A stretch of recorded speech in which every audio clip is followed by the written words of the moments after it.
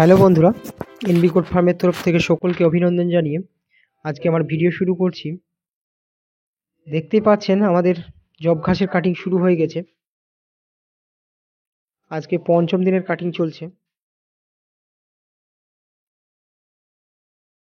তো আজকে দেখাবো আপনাদেরকে কিভাবে জব ঘাস কাটা হয় এবং কিভাবে ছাগলকে খাওয়ানো হয় এবং ছাগলের সেগুলো কিভাবে খায়।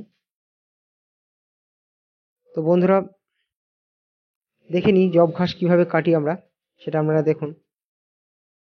এই দেখতে পাচ্ছেন জব, এটাকে কাস্তে দিয়ে কাটা হয়।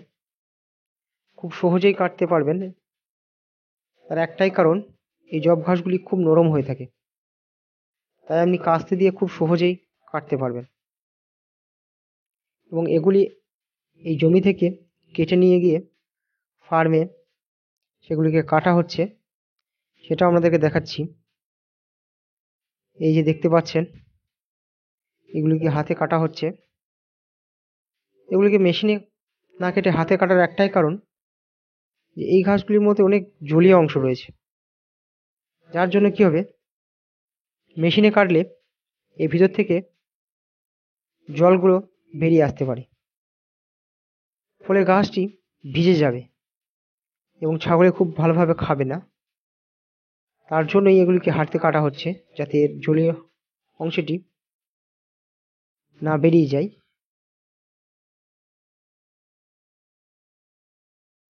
তো আপনাদেরকে দেখাচ্ছি।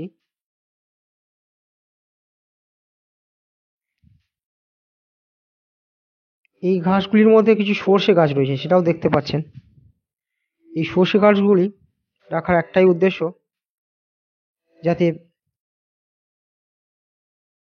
আমাদের ছাগলের শরীরে ফ্যাট সরবরাহ হয়। তার জন্য এই সর্ষে গাছগুলো বোনা হয়েছে এর সঙ্গে।